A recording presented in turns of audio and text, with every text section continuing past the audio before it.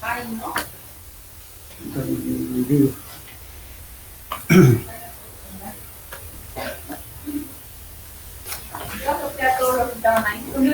¿Me puede dar unos 70 para pagar a don Daniel? No sé cuánto es, pero voy a consultar a don Daniel al vecino. Es que esto es para tiene 3.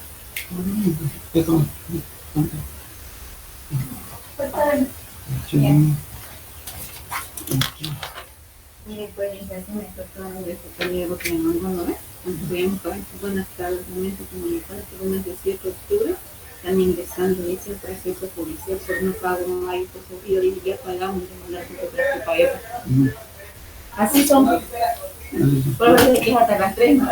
Hablando de cocina, ¿qué es una cocina con ese de sapo? ¿Ven? Desde que pusieron el letrero, ya no se hicieron té porque no quieren limpiar la cocina. Sí, cocina con ese de coser. Con ese de cocina, sí. Sí. Está con la pincel. Con la L.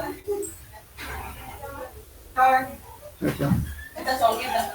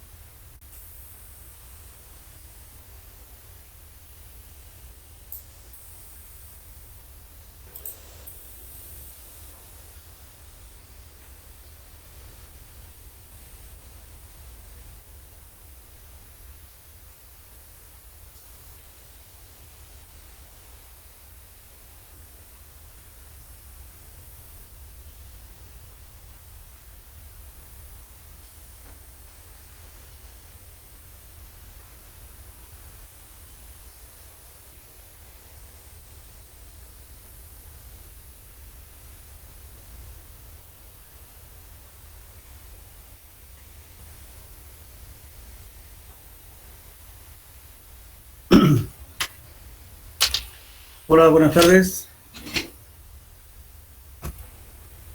Hola. Buenas tardes, ingeniero. Bueno, buenas tardes. Empezaremos entonces. Estábamos justamente en exploración de cuando se trabaja, digamos, en zonas de rocas, o por favor alguien tiene su se escucha mucha bulla, gritos de niños. ¿Podrían hacer? Ya, ahora sí, gracias. Decía que para poder perforar en suelo que son muy rígidos, estamos hablando, porque puede ser una arcilla en proceso de litificación. Justamente la arcilla en proceso de litificación son las lutitas, las limolitas y las arcillonitas. Son ya arcillas que se están convirtiéndose en roca, y las arenas se están convirtiendo también en roca. Es un proceso, ¿cierto? Que va. En ese caso ya no vamos a poder entrar ni con SPT, ni con cono, entonces es bastante difícil. En ese caso, ya recurrimos a utilizar barrenos, que puede ser a golpes con cortador en la punta, o en su defecto a rotación combinado con loco bentonítico. Utilizamos estas brocas que son insertadas de carburo de tungsteno. Esta cosa negra que ven aquí es el carburo. Normalmente eso es conocido como vidia, en términos, utilizan los torneros este producto. Entonces eso evita justamente, es resistente a la erosión.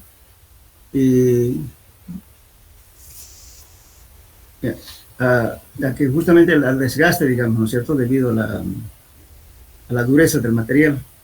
O también podemos usar igualmente, esto tiene tungsteno, esta parte de aquí, para que no sufra mucho desgaste. Entonces aquí tenemos una broca con 2 aletas, aquí una broca. Bueno, entonces esto lógicamente ayuda a mejorar para ver la formación geológica y los cambios que puede haber, la fracturación de las rocas, en fin. Pero esto saca totalmente distorsionada el material. O sea, en una palabra decirles como molerlo, cabrón, ¿no es cierto? O también se puede utilizar una broca de tipo tricono, o también llamado trépano. Estos rodillos, en realidad, aquí hay un rodillo, y aquí justamente está esto tiene una gira esto a través de este rodillo que tiene aquí. Entonces la calidad, digamos, de este material de acá también es en función del tipo de roca o suelo que va a avanzar. Si estamos perforando con rocas blandas, entonces se consigue un trépano de formación blanda. También es de formación media y otra de formación dura. Cuando es formación dura, entonces esto que ven acá es con bolas de tungsteno. Entonces duro. Entonces esto al girar, ¿qué hace? Va triturando la roca, ¿no es cierto? Y va perforando. Este mismo tipo de, digamos, de herramienta utilizan los que perforan las petroleras. En el suelo utilizamos de vez en cuando para hacer puentes o zonas donde hay roca. Bien. Después viene esto. Estas son brocas con diamante. Este se llama una corona, ¿no es cierto?, con diamantada. Cuando ustedes vean granulos bastante grandes, significa de que es una formación blanda, ¿no es cierto?, y que entonces el diamante que tiene entonces de baja dureza. En cambio, si esto es que no se ve en realidad los diamantes, eso es de impregnación de diamante, entonces eso es para una formación dura. También la abertura de estos canales va a variar en función del tipo de desgaste que tienen que hacer en las rocas. En los catálogos ya está, esto dicen, bueno, la serie número tanto es para este tipo de roca.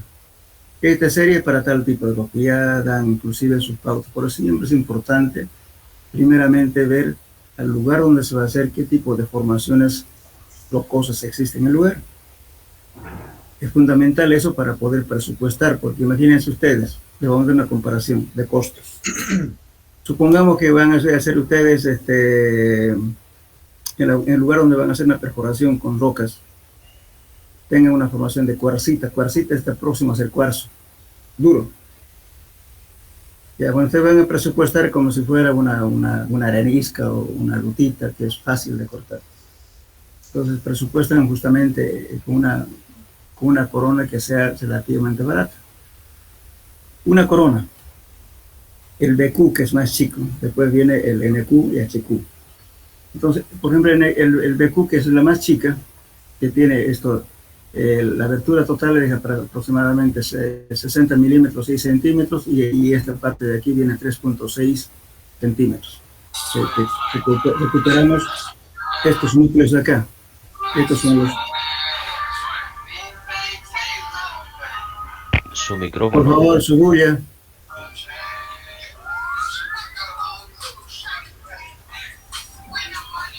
Miguel. Ya, entonces, esto es la recuperación que estamos haciendo justamente.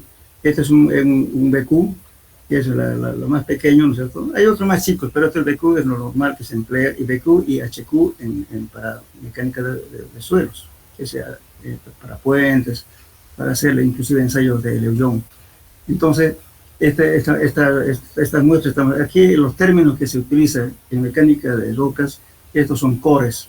En español lo podemos llamar núcleos o testigos. Entonces, se va colocando en forma secuencial lo que uno va cortando, ¿no es cierto?, con esta herramienta, y vamos formando. Termina acá y empieza aquí, termina aquí sucesivamente. Esto nos da, si queremos formar la litología en el suelo, podemos verlo. Entonces lo va a ver objetivamente cómo está conformado la roca. Entonces, donde vemos aquí que hay mucha cantidad, digamos, ¿cierto?, de pedazos, eso significa que de aquí la roca está totalmente fracturada. Aquí también totalmente fracturada. En cambio aquí, fíjense, la roca está casi sana. Solamente tiene, esto puede haberse producido al extraer.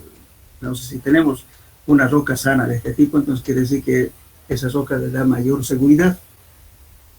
En cambio, cuando está fracturada, el porcentaje de recuperación es mínimo. Muchas veces perforamos 1 metro y solamente recuperamos, qué sé yo, 15 centímetros, 20 centímetros. Entonces, eso se saca el porcentaje de recuperación, que es muy importante. Cuando el porcentaje de recuperación es muy baja, significa que tenemos que tomar factores de seguridad muy altos. En rocas puede variar de 5 hasta 25 o 27 de factor de seguridad. Lógicamente que las rocas que estamos sacando, vamos a hacer una mecánica de rocas.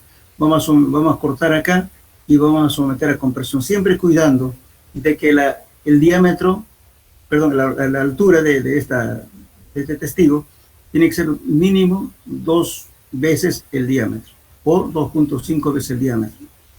Entonces someta a compresión y vamos a detener los datos de compresión.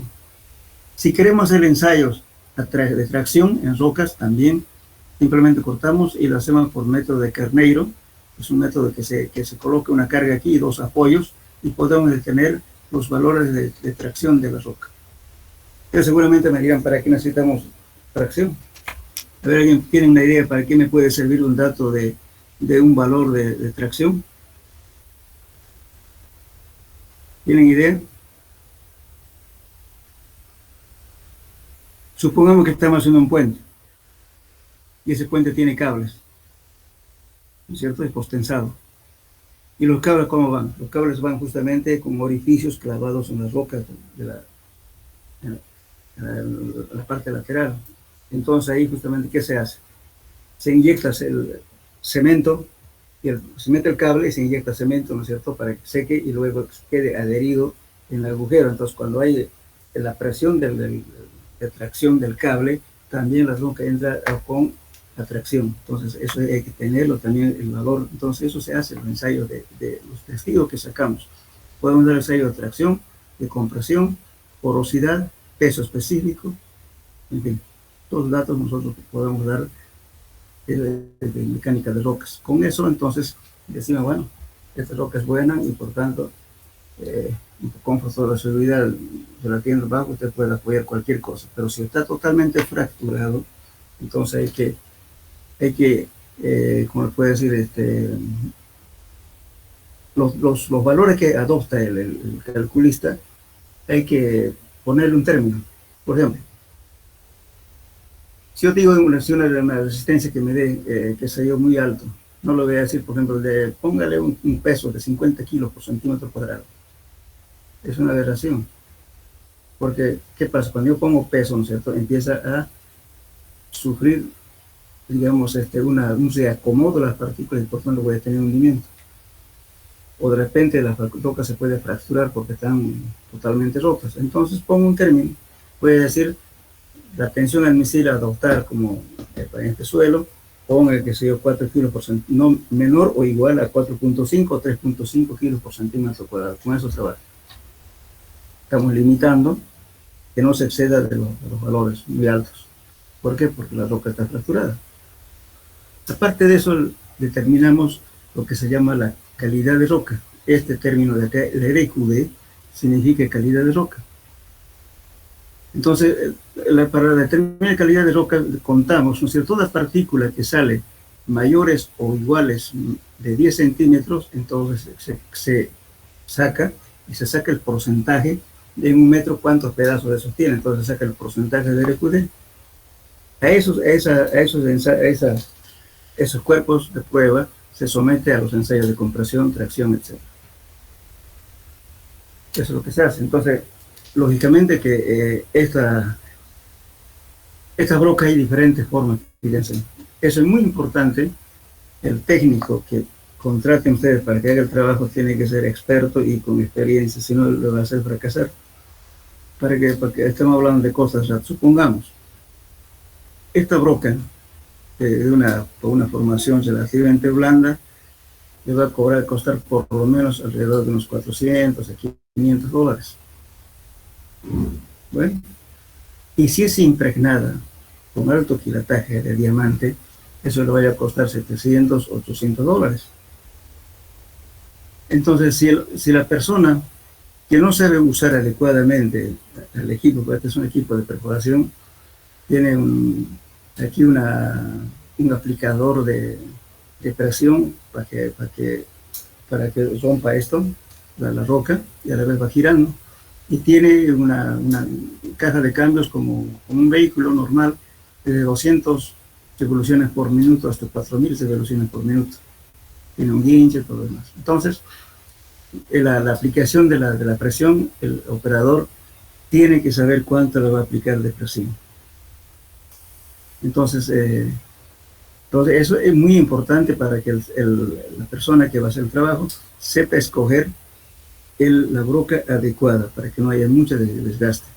Por suerte que los vendedores ya tienen un catálogo donde dice este tipo de broca es para tal tipo de roca, este tipo de broca es para tal cosa.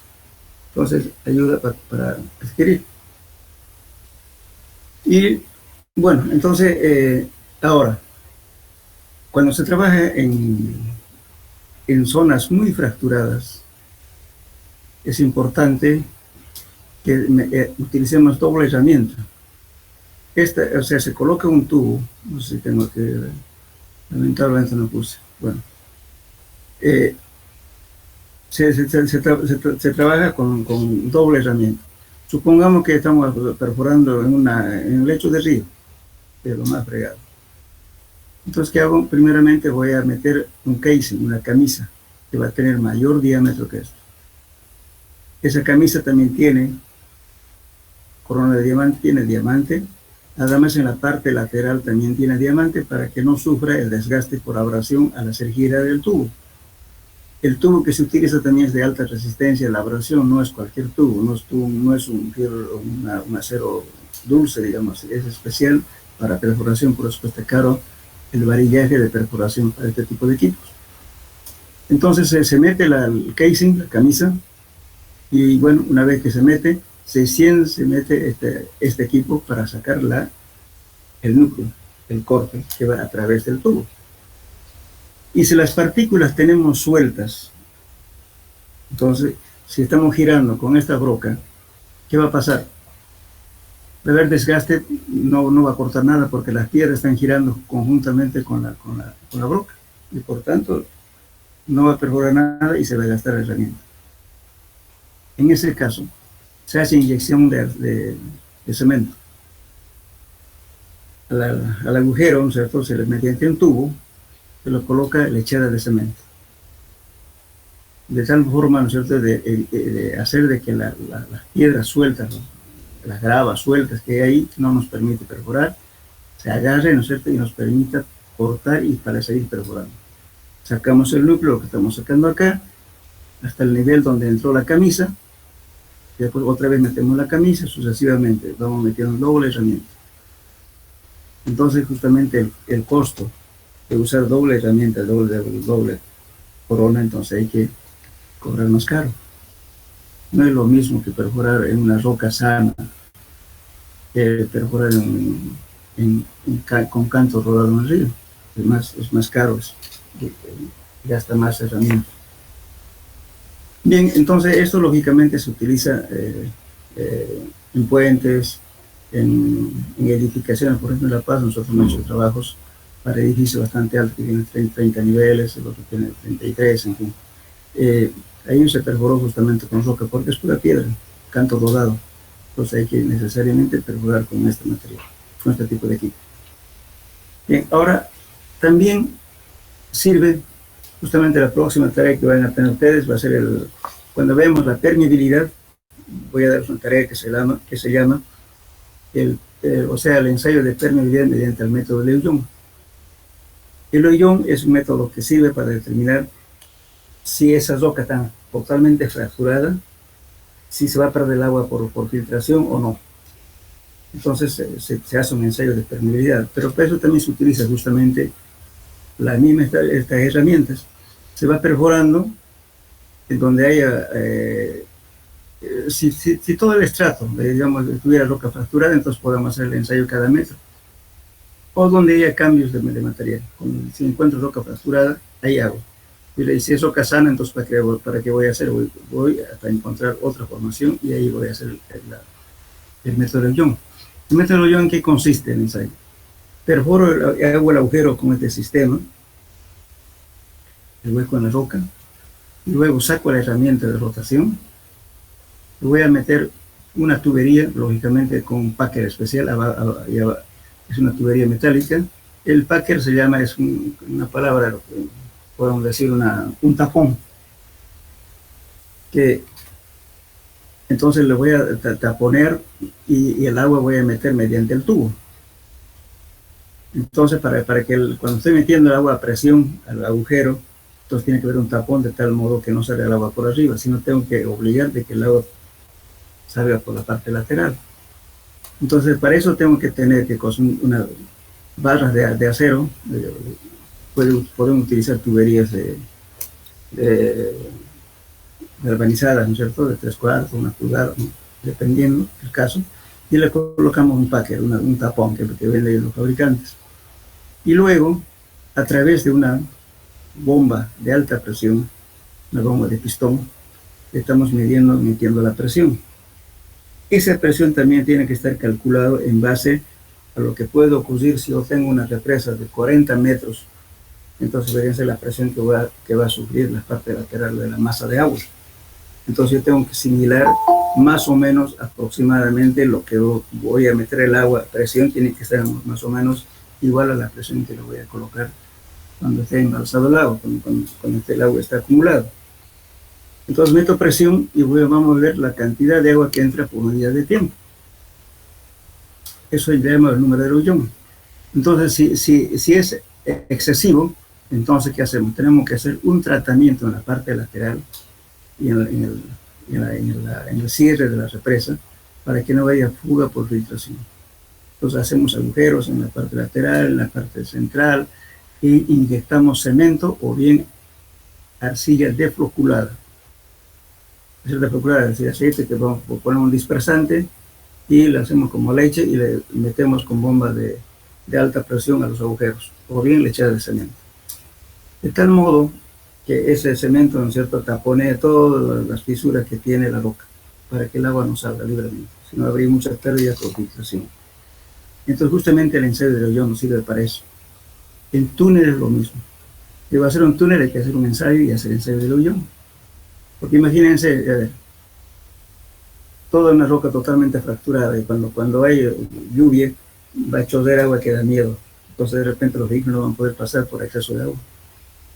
Entonces, si se hace, entonces hay que prever si se va a hacer justamente, se va a tapar, digamos, ¿cierto?, con bombeo de cemento o alguna obra adicional para que la filtración no afecte el cruce de los vehículos. Y también habrá que hacer arriba en el coronamiento del cerro, hacer sistemas de drenaje, ¿no es cierto?, superficial, de tal modo que infiltre la menor cantidad posible de la roca. Para eso sirve el ensayo de Young. Bien,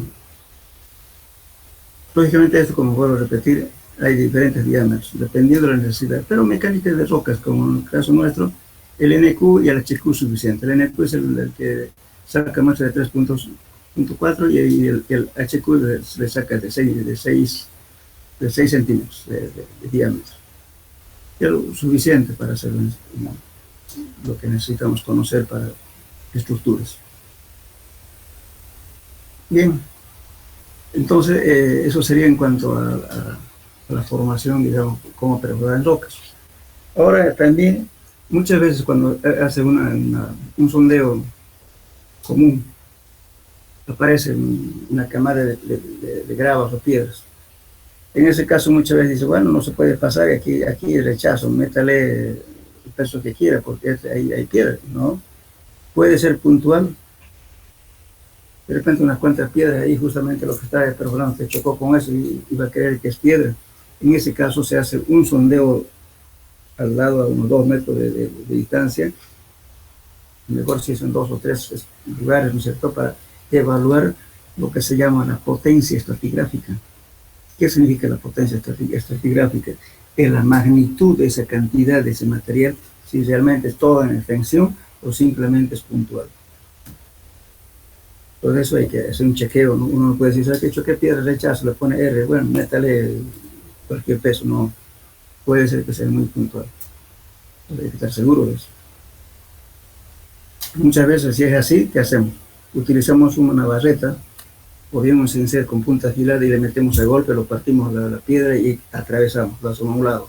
Y echamos bentonita con un lodo bentonítico, que impregne el material y que quede clavado hacia la parte lateral para que sigamos perforando. En muchos casos ocurre eso. La gente que no tiene experiencia no hace aquí, piedra, roca, ya está ahí se quedó. Uno como por responsabilidad hay que tratar de pasar sí o sí ese camado. Ahora, si ya realmente, si no se puede, hay muchas dudas, entonces ya metemos el equipo a rotación con corona de diamante o tuxeno. Bien.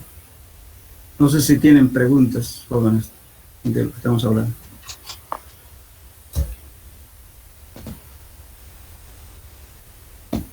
¿Nada? Pregunten, no tengan miedo. Estamos aprendiendo.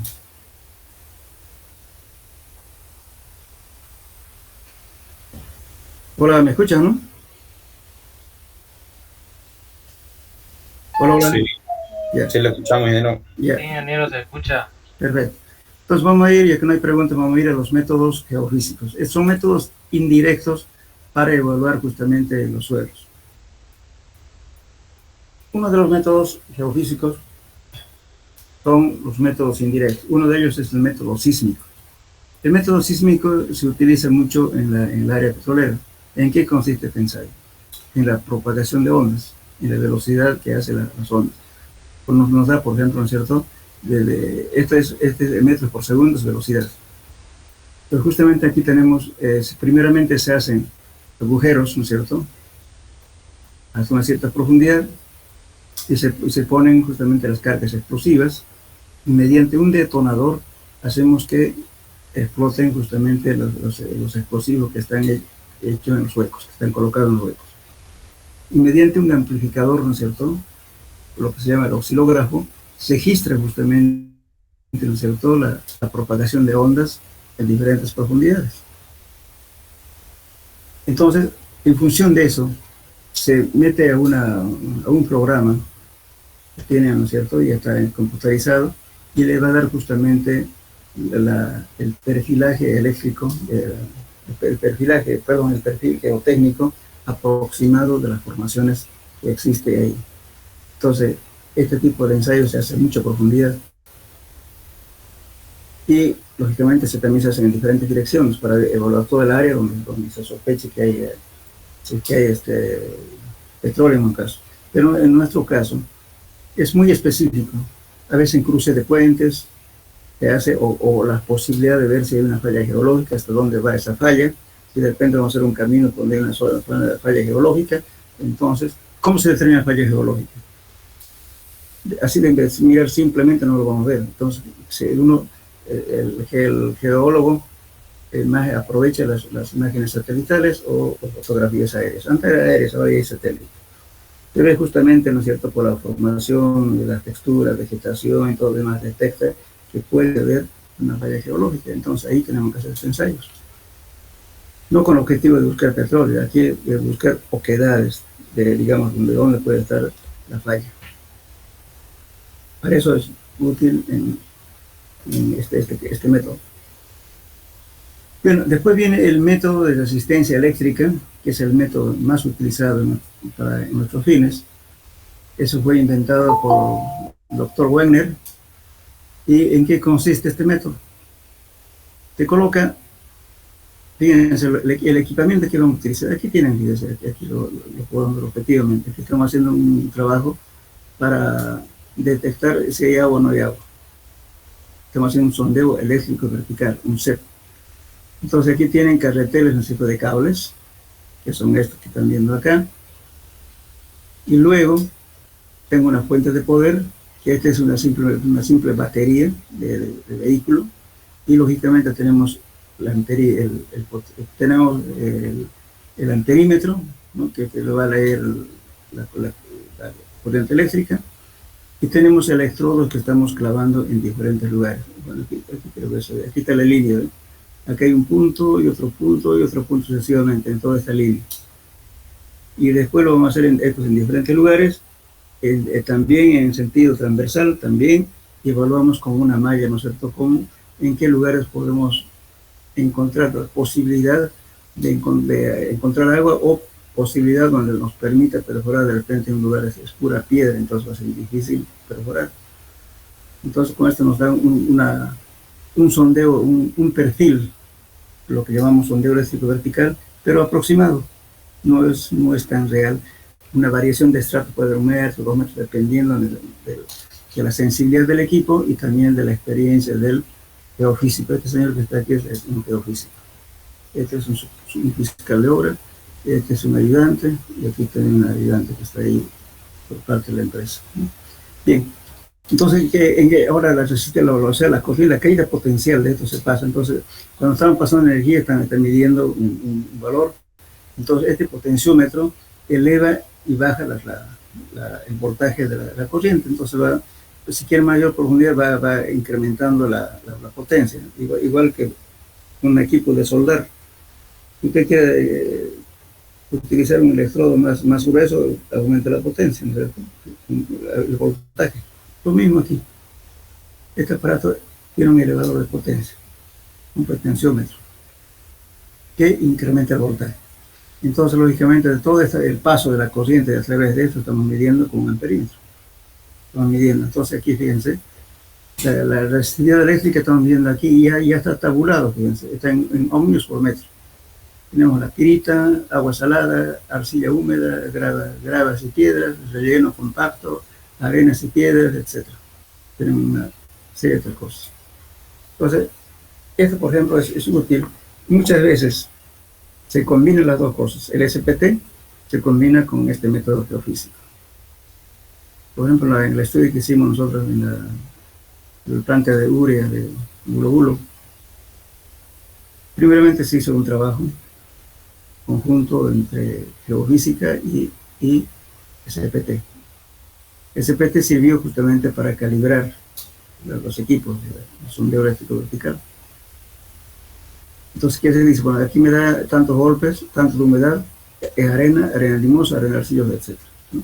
Entonces, el geofísico está diciendo, en profundidad con su equipo, está detectando cuántos ohmios. Estos son de tanto. Entonces, aquí es arena, aquí es arcilla, etc. Entonces, dando esos valores, ¿no es cierto?, está calibrando su equipo, que más o menos está para no equivocarse mucho. Pero algunos no hacen eso, algunos directamente toman de la tabla. ¿Listo? Pero a veces cuando es un trabajo serio, entonces se hace este tipo de comparación, una calibración con el equipo de SPT. Y lógicamente vamos sacando muestras y eso lo vamos a hacer humedad en laboratorio y saben exactamente cuánta humedad tiene. Entonces ahí va a decir, bueno, arena húmeda, arena saturada, etc. Las condiciones con que tenga. Pero en este caso, por ejemplo, el sondeo que estamos haciendo no se ha hecho así. No se calibró directamente, se hizo el sondeo,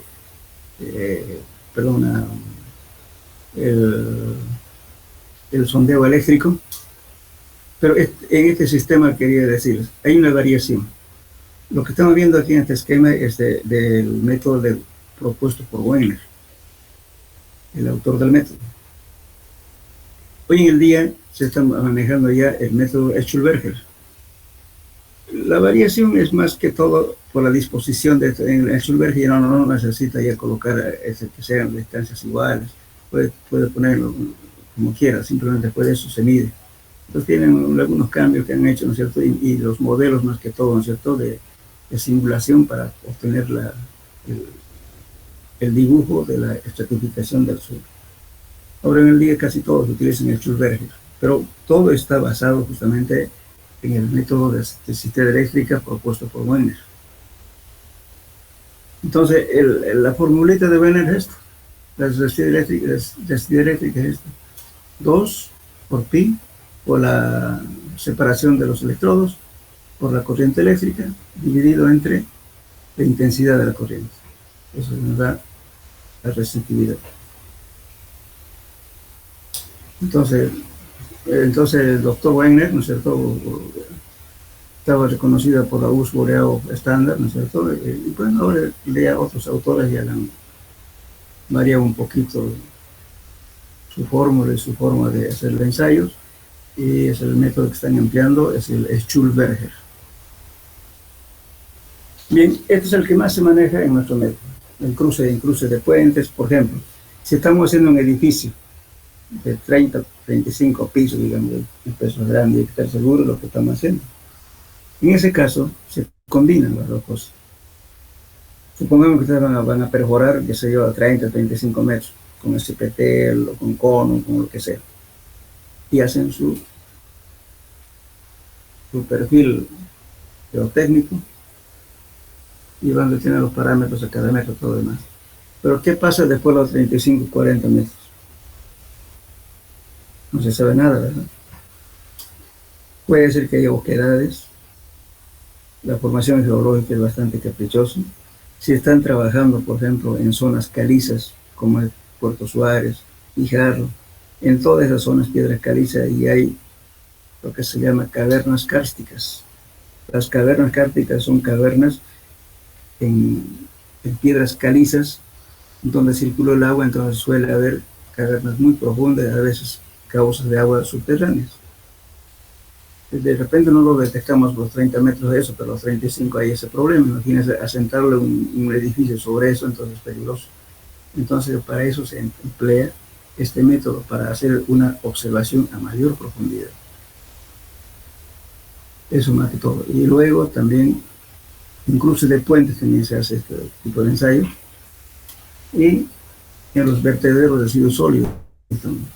El basurero, por ejemplo, ¿cierto? Como no controlamos qué tipo de basura estaban poniendo, hay metal, hay goma, hay materia orgánica y de todo. No lo clasificamos la basura. Y para perforar, después de varios años de uso, no va a poder perforar en forma directa. ¿Por qué? Porque tiene gomas, las gomas pues a pasar 100 años de seguir gomas, no se degrada. Después la vestimenta digamos, plástica que uno usa, ¿no es cierto? Las camisas, ropa, todo lo que sea que es sintético no se degrada. Lo que se degrada son todo lo que es algodón, todo eso, materia orgánica, todo lo demás sigue intacto. Entonces, perforar en un vertedero de residuos sólidos para saber si ya se desintegraba el material o no, es muy difícil. Nosotros en el vertedero de residuos sólidos varias veces hemos intentado entrar, inclusive ya en los vertederos que ya están en desuso. Se puede entrar a mucho esfuerzo hasta la mitad, pero no se puede entrar hasta mayor profundidad. Entonces hemos optado de haber hecho justamente estudios geofísicos mediante el método de asistido eléctrica, para más o menos ver cómo está la formación. Bien. Y después viene el otro método, último, es el método magnético y gravimétrico. Más que todo es un método que se empleaba, ¿no es cierto?, antiguamente, todo basado justamente en el polo magnético de la Tierra. Y justamente mediante este sistema, lógicamente, la orientación de los aviones, de las aves, todas las cosas, ¿no es cierto?, la orientación que se da. Pero en su medio, en forma general, en mecánica de suelos no lo usamos este sistema. Simplemente puse acá para una cultura general, nada más.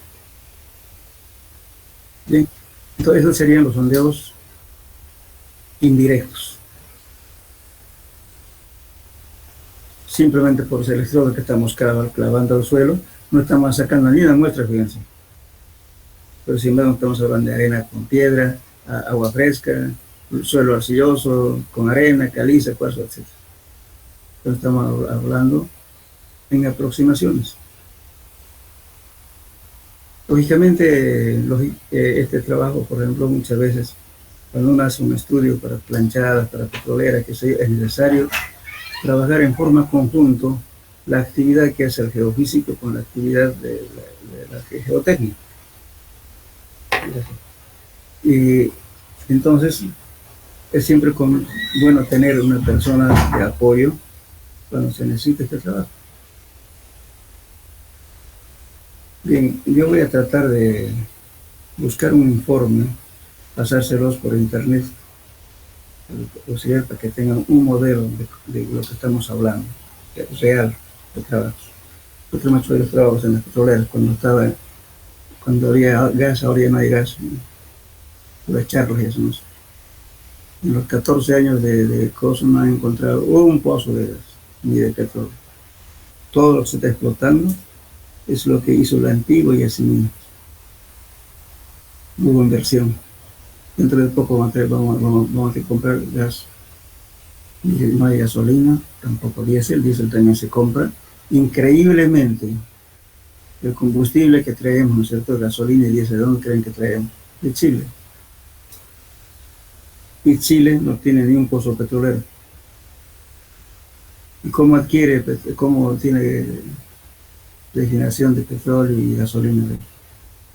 Porque tiene mar y trae pues todo lo del mercado negro que compran, ¿no es cierto? De los países que están en conflicto, porque le arman guerras para que haya ese contrabando.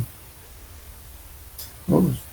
Por ejemplo, uno de los más grandes productores, por ejemplo, de lubricantes es Corea. Corea no tiene un pozo de petróleo.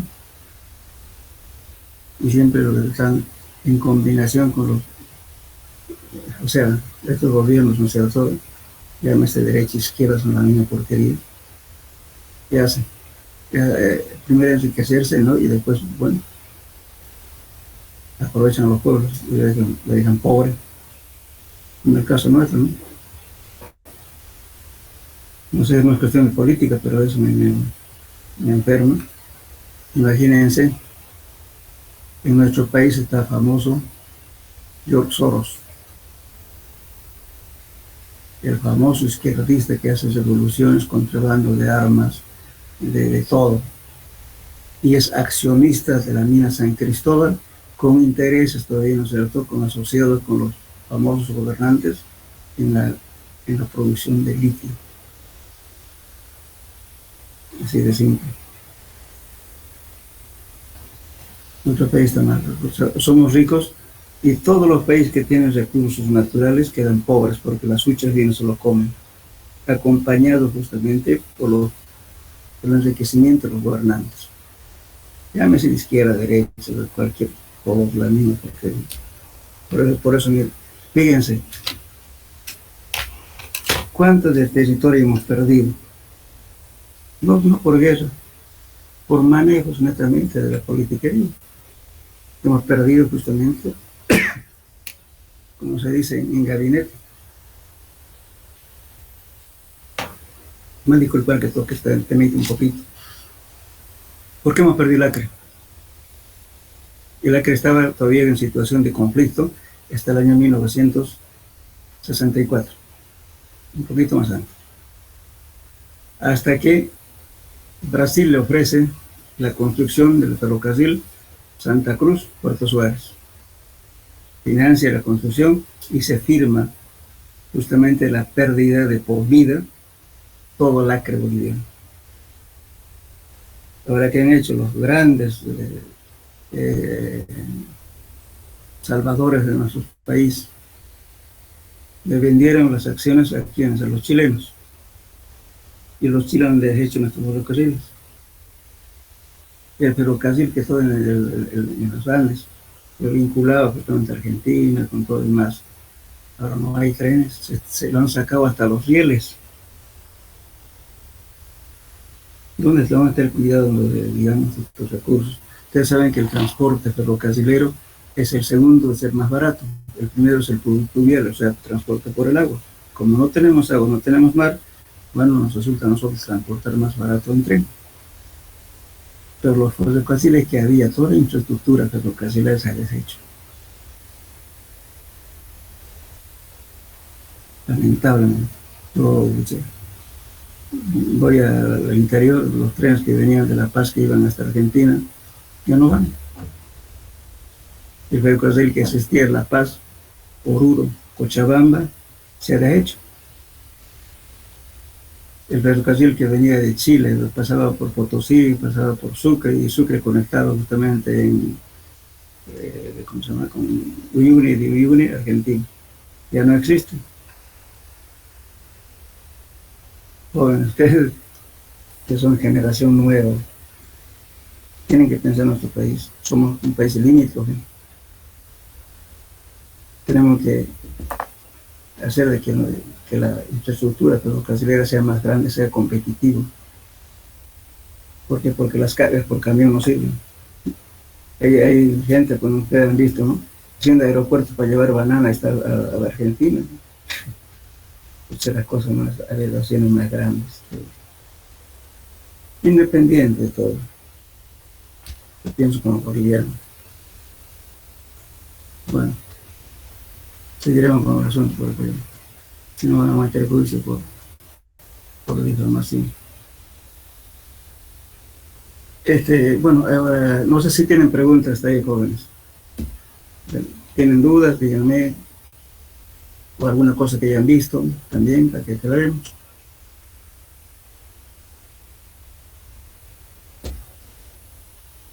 ¿Nada? Ingeniero, buenas tardes. ¿Cómo está, Pablo? ¿Qué me dice? Mencionaba que estos métodos indirectos son complementarios a los otros métodos que mencionamos anteriormente, ¿no? Sí.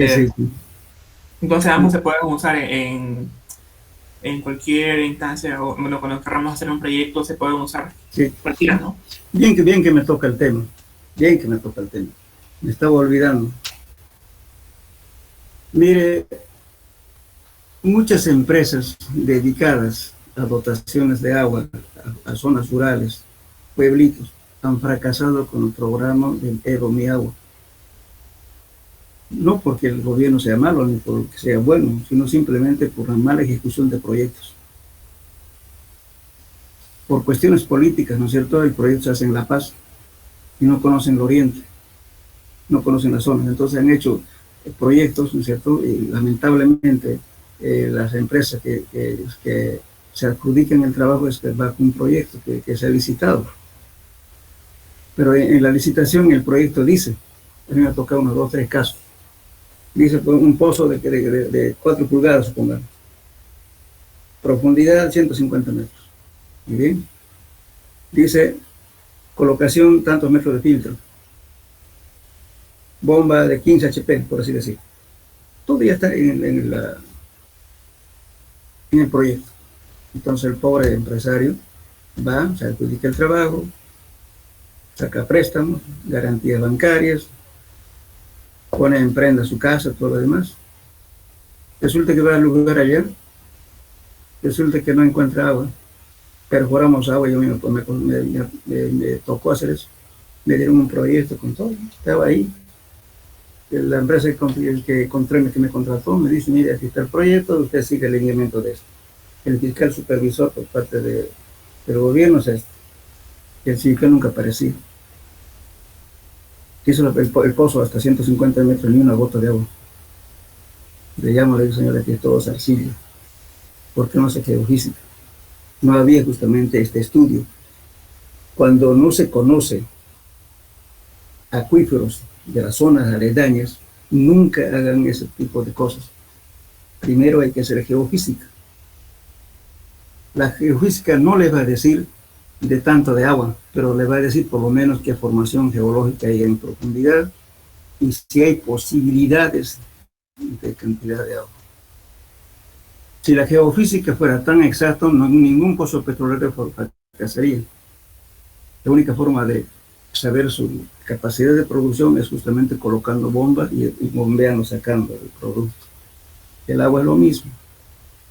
Si usted hace la ciega, está jodido. Pero sin embargo está siguiendo un proyecto que está hecho. Después salen qué cosa, que tardaron mucho en perforar, que le han hecho tal cosa, que todas las vainas. Lamentablemente, empresas que sean amigos míos de muchos años de trabajo, han quedado sin agua, sabe que están de cría chanchos y de cría de pescados. Así de simple. Por una equivocación que tampoco el gobierno admitió su error, digamos, de la consultoría que ellos mismos contratan. Yo se lo dije eso a la gente que trabajaba ahí, le dije, no puede ser. Simplemente, ¿sabe qué? Hay un estudio que han hecho los británicos y el Instituto Geográfico Militar a nivel nacional existe. Sería muy conveniente que mediante una universidad, que se consiga ahí un plano justamente de levantamiento geológico a nivel, a nivel nacional. Ellos diciendo, por ejemplo, que hacen chiquitos. Allá dicen, tal parte y tal cosa, de expresión terciaria, de bónica, de cuaternaria, y todo, y está esa mancha. Pero por lo menos el que hace consultoría debería buscar siquiera eso para tener bibliografía. O primeramente pedir geofísica en base a hacer todo lo que esté diciendo ahí. ¿Cómo sabe que va a colocar de 10 metros de filtro? ¿Cómo sabe que va a colocar, que se lleva una bomba de 15 HP? Ni siquiera sabe cuánto de agua va a sacar. No conoce el tema. Ahora, si conociera el valor de permeabilidad de los suelos, que ahí después en este curso vamos a ver también eso, para qué sirve eso la permeabilidad, si supiera eso, estaría adecuado, porque decir, bueno, tantos metros de filtro suficiente para sacar agua para tantas personas. Pero los proyectos son una maravilla en 3D. Así, ese tipo de errores. No cometan ustedes errores, jóvenes. Si no conocen nada, primeramente hagan el estudio geofísico. Lo primero que se hace. Y luego, cuando se hace geofísica, cuando se hace el pozo de agua, se hace lo que se llama el sondeo, el perfilaje eléctrico. ¿Qué es el perfilaje eléctrico? Después de hacer el agujero, a través del agujero mete una sonda que determina 3 curvas: resistividad, rayos gamma y rayos beta. Entonces le va a dar así como sacar la radiografía, lo mismo, curvas. Entonces el geofísico tiene que decirle, aquí de acá, posibilidad de agua, de acá hay piedra, de aquí hay arena seca, aquí así es, no, no. Entonces en función de eso, diseña su pozo. Cuántos metros de filtro va a tener, todo demás. Pero eso ya es después de que ha hecho el pozo piloto. Pero previamente se hace un ensayo geofísico, lo que se llama sondeo eléctrico vertical. Primero, no se puede hacer la ciega un proyecto colocándole tantos metros de filtro, tantos metros de... ¿Cómo? Pues si no sabe acaso Mandrake, es mago. Ese tipo de cosas ocurre en nuestro medio. Somos ingenieros civiles, porque hacemos esa huevada, ¿verdad? Y en el proyecto, algunos pueden tener éxito, porque lógicamente en zonas donde hay agua, aquí en el entorno de Santa Cruz, ustedes van a encontrar agua, hasta un ciego van a encontrar agua. Al norte, bueno. Pero si ustedes van de aquí hasta el kilómetro 15, carretera Cochabamba, más allá ya no hay agua. La Guardia no tiene agua. Muchos dicen, no, pues está cerquita el río Piraí. Claro, el río Piraí está por una formación geológica terciaria, está sobre arcilla dura, y encima sedimentos aluviales, ya no tiene agua. Agua tiene solamente por la precipitación pluvial, por la recarga hidráulica, nada más. Por eso los guardeños carecen de agua. Usted ve que al kilómetro, repito, al kilómetro 15 ya tiene ese tipo de problemas. Así es. Entonces, pero eso hay que estudiar el caso. Por eso es muy importante que ustedes tengan un buen geólogo en que es lo que ha faltado lamentablemente. Hay que conocer algo de geología, pero tienen tiempo, prepárense, lean. Y hay información.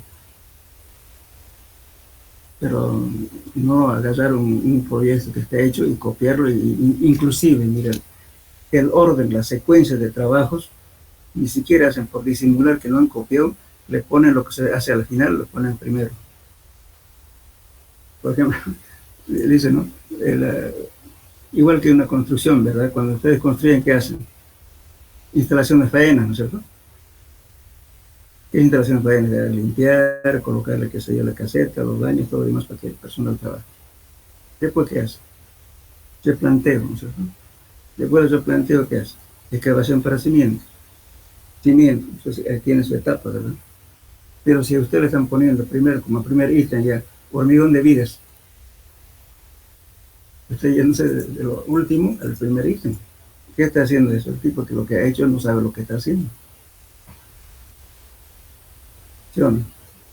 Para que no parezca plagio, lo que hacen, ¿qué cosa? Simplemente colocarlo para arriba, lo ponen, pues no saben qué es lo que están haciendo. Y ese tipo de proyectos se presenta. Y eso es político. Lamentablemente. la generación de ustedes que están usando este medio, que a veces a mí no me agrada por este método, pero sin embargo hay que ir. Aquí tienen que poner ustedes mayor interés, mayor desprendimiento de su tiempo para que tengan mejor conocimiento, amplíen mejor. ¿Ya? Y eso justamente le decía al joven que me preguntó. Es importante este tipo de cosas hacer, saber utilizarla adecuadamente. El estudio geofísico es muy importante cuando no se conoce las formaciones geológicas. Yo, por ejemplo, si no hay un estudio geofísico en un lugar donde no conozco, prefiero no hacerlo el caso. Porque de repente me queda arriesgando, ¿no es cierto?, algo que no voy a poder responder después. O bien pedirle al que haga hacer el geofísica el dueño. Así es, aquí uno cree que en todas partes hay algo mentiras. Te voy a hablar de otro caso. Vean ustedes Urubó. Por ejemplo, en la zona de Urubó es una formación terciaria, que eso va más o menos hasta la profundidad aproximadamente entre 70 y 80 metros de profundidad. Y ahí, los pozos ciegos que hacen allá no funcionan, porque se llenan, porque el material es impermeable. Entonces, bueno, lógicamente al poco tiempo que usan la casa, ¿no es cierto?, está rebalsando la porquería, porque no hay todavía, digamos, lagunas de tratamiento, no hay recién está en eso. Pero sin embargo hay gente que tiene muchos problemas allá de sanidad, porque su cámara pues se llena en poco tiempo y tienen que estar contratando. El que hace plata es el camión que tiene para botar residuos. Un buen negocio allá. Entonces, lógicamente, pero más abajo, usted pasa 70, 80 metros y hay agua y están los acuíferos principales. Entonces, a veces uno se topa con mucha gente que tiene necesidad de agüita, pero dice, bueno, ¿a cuántos metros? Mi vecino tiene a 10 metros, pues, esa noria, pues. Esa noria que es simplemente agua de escurrimiento superficial, pero no es pues el agua del acuífero principal. Si le coloca una bomba sumergible se va a secar eso. Por eso es importante ver este tema, ¿no es cierto? Hay que tener cuidado en hacer proyectos. Más que todo, tener datos. Ahora sí, siempre es conveniente ir al lugar, averiguar si alguien tiene pozo por la zona y a qué profundidad. Más o menos, pues, estimar si no tenemos, si no quieren hacer este estudio. Hay que indagar, no meterse ciegamente. Bueno, ¿alguna pregunta más, jóvenes?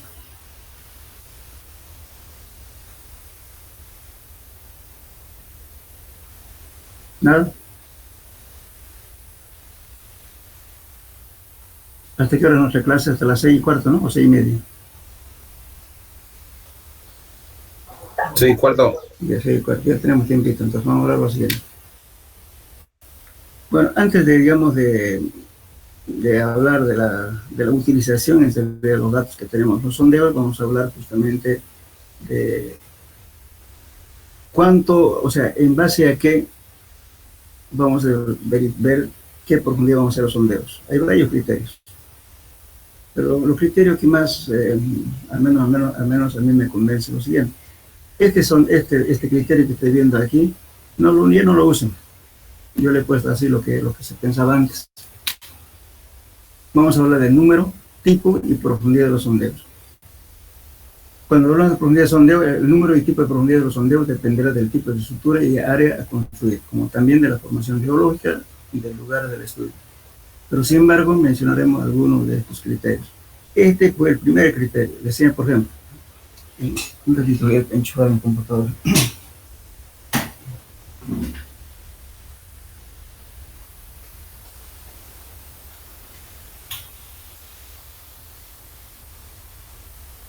Ya. Entonces, decía lo siguiente: profundidad de sondeo recomendable es de 1.5 veces B y 3 veces B. ¿Qué significa eso? B es el ancho de estructura por cimentar.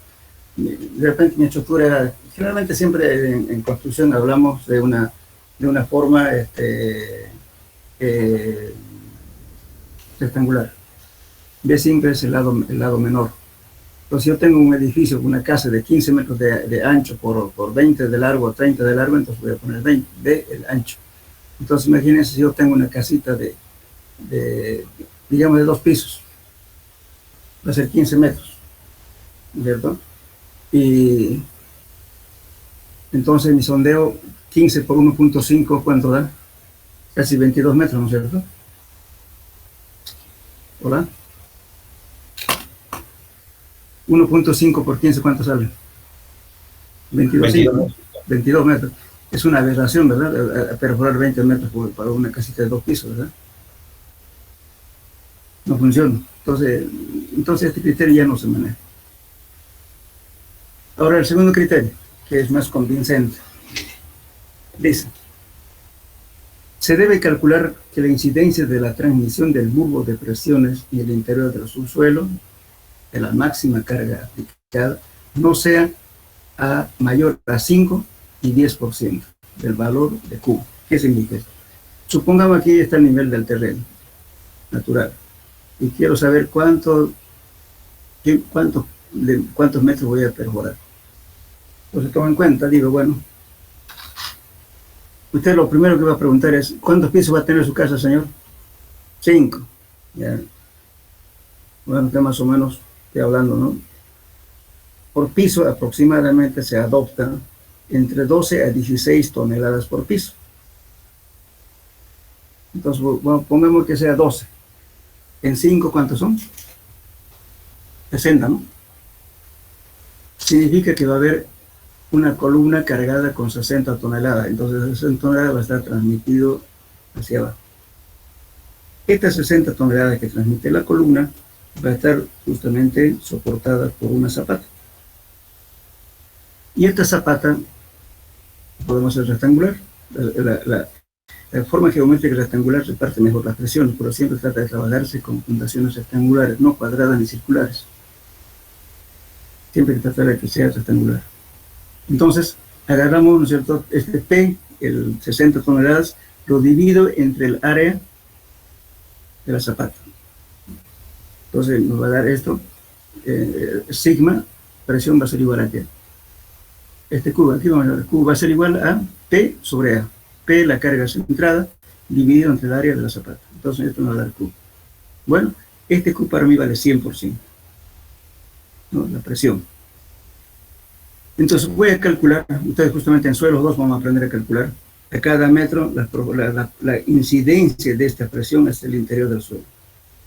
Entonces, voy a calcular a qué altura solamente me va a llegar la incidencia de esta presión que estoy calculando aquí, entre 5 a 10%. Hasta ahí voy a perforar.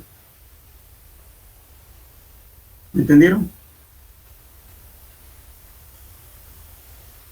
Lógicamente, si ya la estructura ya está diseñada y el calculista ya ha terminado el estado de carga y me está diciendo la columna más cargada de esto, mejor, ¿no? Porque yo voy a decir, bueno, la cantidad de peso que está llegando a esta columna, entonces la zapata lo predimensionamos y decimos, bueno, la presión que va a alcanzar más o menos va a ser esto a tal profundidad. Vamos a calcular esta profundidad en función de eso. Entonces la presión va a ser que me dé solamente entre 5 a 10% de este valor que voy a calcular. Entonces, hago el sondeo hasta ahí. ¿Me entendieron o no? Sí, ingeniero. Por favor, porque esto es importante, porque ustedes alguna vez van a hacer un trabajo y tienen que convencer a su cliente. Porque su cliente no lo quiere pagar. Porque va a decir, bueno, ¿por qué me está diciendo que haga 12? ¿Por qué 15? ¿Por qué no me hacen unos 5? ¿En base a qué lo van a convencer a su cliente? Con números, pues, ¿no ven?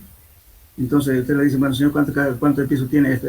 Bueno, pues no tengo todavía, entonces lo ponemos aproximado, 12 toneladas ya por piso, 35, 60 toneladas. Aquí, bueno, usted haga la predimensión en esa parte, que sé yo, de unos 50 por 3, digamos, por así decir. Tengo una presión. Entonces calcula entonces más o menos qué incidencia va a tener aquí. Justamente en suelo 2 les voy a enseñar cuánto de presión van a tener a cada metro, a cada centímetro. Entonces, con eso van a tener unidad de sondeo, ZP. Eso sería un criterio. Otro criterio. Por si acaso, de estos tres criterios que estoy hablando, yo le pasé la nota justamente al ingeniero, a los ingenieros, y ellos controlan en base a esto. Ya, muy bien. ¿Qué dice? Fíjense aquí. Esta es una tablita que sale en el libro de Sowers. Dice, por ancho del edificio, 30, 60, 120. El ancho. Y está diciendo el número de pisos. Por eso vamos a determinar sondeo. Aquí, por ejemplo, supongamos vamos a agarrar el número de pisos 2. El ancho de mi edificio es 30. Entonces, la profundidad mínima de sondeo es 6 metros. Si yo tuviera 4 pisos, con un ancho aproximado, ¿no es cierto? Lógicamente puede ser 25, 23, 15, 10, lo que sea, todo lo que sea menor a 30. Entonces, yo tengo, digamos, 4 pisos, entonces la profundidad mínima es 10 metros. Si tiene 8 pisos, 16 metros. Si tengo 16 pisos, ya mínimo es 24 metros de profundidad. ¿Entienden? Ahora, lógicamente, si ya es, digamos, un edificio más ancho, lógicamente varía. Si el ancho, supongamos una escuela, por ejemplo, una escuela que tenga 60 metros de ancho y que sea de 4 pisos nomás, ¿no es cierto? Para 4 necesito ya 12.5. Y para 16 pisos ya necesita perforar 33 metros.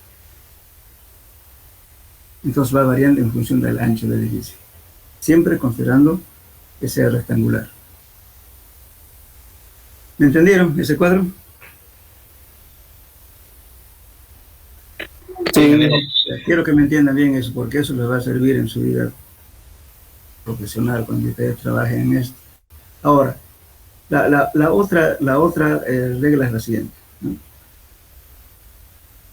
También hay un criterio que era la antigua regla establece que la profundidad de los sondeos debe ser igual a 2 veces el ancho del edificio, ¿no? Entonces, ese criterio tampoco ya no se maneja. El otro criterio es este, una regla general para hospital y edificios para oficinas, que es esta tablita. Yo siempre comparo esto con esto. Este es más conservador y este es es menos conservador, pero te sirve de dato, entonces toma el valor intermedio. Supongamos, yo tengo un edificio ligera, que es no muy pesado, de acero o estrecha de hormigón. Estrecha estoy considerando que sea menos de 30 metros. Entonces, ¿qué hago? La profundidad de sondeo, que yo estoy llamando ZP, va a ser igual a 3. S significa número de pisos, elevado a la 0,7. Ahora, si la estructura es pesada, ancho, por ejemplo, como una fábrica o donde va a ser un hospital muy grande, o un colegio, un estadio, entonces yo tengo que irme por este valor. 6 por S a la 0,7. Por ejemplo, no es lo mismo considerar una casa para vivienda que un colegio o que un estadio. A ver, ¿por qué, jóvenes? ¿Tienen idea?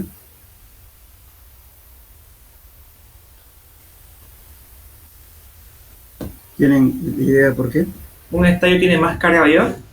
Por el peso. Por la carga viva es, digamos, muy divagante.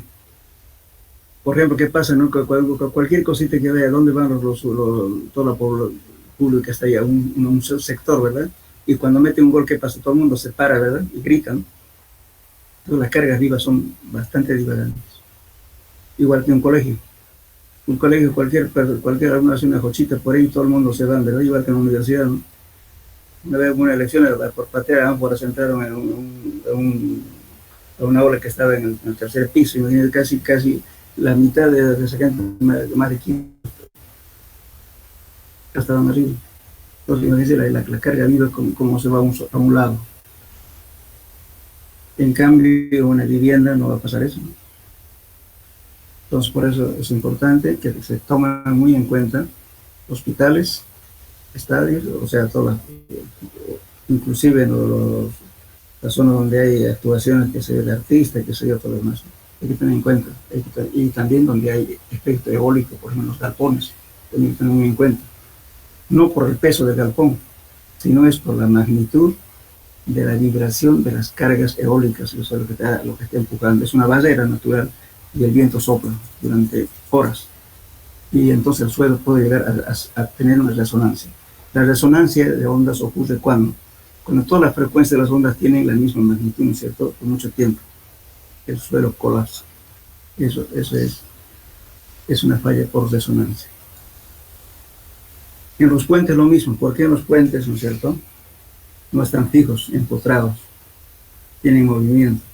Antes utilizaban unas bolas para que el puente se mueva con el trajín de los vehículos. Y también el viento. Ahora se coloca neopreno. Eso es un amortiguador justamente para mitigar, para que no haya problema de resonancia en los puentes, que se caiga solo. Porque mucho depende de qué tipo de estructura van a hacer. Esto estamos hablando, por eso dice aquí, ligera de acero o estrecha de hormigón, ¿no? Dice, es una serie general, hospitales y edificios para oficinas. Pues aquí, por ejemplo, digamos, supongamos, a ver si tienen una calculadora, a ver, vamos a verificar con este de 8 pisos, a ver, ¿qué diferencia nos da entre este y este? Supongamos que es un edificio no muy ancho, pongan 8 aquí elevado a la 0,7. 8 elevado a la 0,7. ¿Cuánto da? Por 3.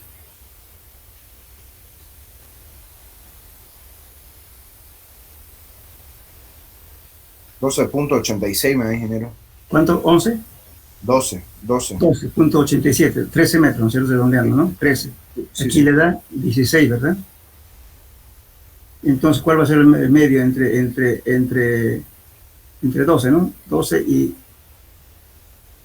perdón, ¿cuánto eran? Me olvidé. Eran, ¿cuánto me dijo? 12.87. 12.87, serían 13 metros. 13 metros estamos viendo estamos analizando para 8 pisos, ¿no? Aquí nos da 16 metros y aquí nos da 13. Entonces, ¿cuál adoptaría? Mínimo 13, ¿no es cierto? Y puede adoptar 17, un valor intermedio, usted entonces adopte 14 metros. Ahora, a esto, si tiene sótano, hay que sumar la altura del sótano. El sótano generalmente tiene 3.5, o las zapatas, si tienen sótano, van a ir a 4 metros, entonces hay que sumarle más 4. Entonces, si esto me dio 13, voy a sumar más 4, 17 metros. Igual aquí, le da 16, más 4, 20. El sótano se lo suma, la altura. Entonces, esa es la forma de determinar justamente la profundidad de sondeos. ¿Me entendieron? Bueno, ahora vamos a ver otro criterio. Estos tres criterios, y manéjenlo bien. El otro criterio sería esto, ¿no? La profundidad de sondeo es C por B. Este es un método brasilero. Dice C por B igual a 8. ¿Qué quiere decir esto? Que nunca debe ser un sondeo nunca menor a 8. Entonces significa B, dice ancho del rectángulo de menor área envolviendo la proyección de la construcción, o sea, el ancho menor de la edificación. Digamos que sea 15 por 30, digamos, ya usted toma 15. El C es coeficiente cuyo valor depende de la carga media del predio sobre el suelo. Peso de construcción más la sobrecarga. Usted dice muy bien, la carga del edificio va a ser tanto con las paredes, tantas toneladas, más la gente que va a vivir ahí, tanto. Entonces, ese peso dividido entre el área de la construcción le da ese valor que va a ser peso medio en toneladas metro cuadrado. Entonces, si está variando ese peso entre 9 a 15, toma un valor de C igual a 1.5. Entonces, la profundidad de sondeo va a ser entonces C, que es 1.5, multiplicado por B por el ancho menor del edificio. Es una forma de determinar. También hay otra, que es esta. La profundidad media de los sondeos a partir de la cota de fundación. Usted dice que la fundación va a estar a tal nivel y de ahí para allá se calcula. Puede ser 8 a 1 veces Q. Q es la carga distribuida y multiplicada por el ancho menor de la zapata, de la fundación. Eso también es otra forma de calcular. Siempre tiene que ser mayor o igual a 0,8 o a 1 por Q. El Q es la carga puntual dividido entre el área de la fundación. Eso le va a dar este valor Q. y multiplica por el ancho de la edificación. Eso le va a dar profundidad de sondeo. Otro caso. Esos son los criterios que más o menos más se manejan. ¿No? Ya no se maneja como antes. Inclusive, mucha gente decía, ¿no?, que había un criterio antiguo.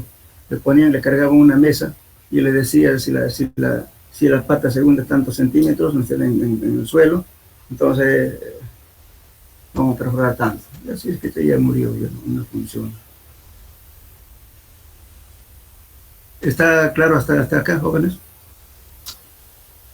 Sí, ingeniero. O sea, hay también Sí, ingeniero. hay otros criterios también de los brasileros que está en función de la disposición de las zapatas.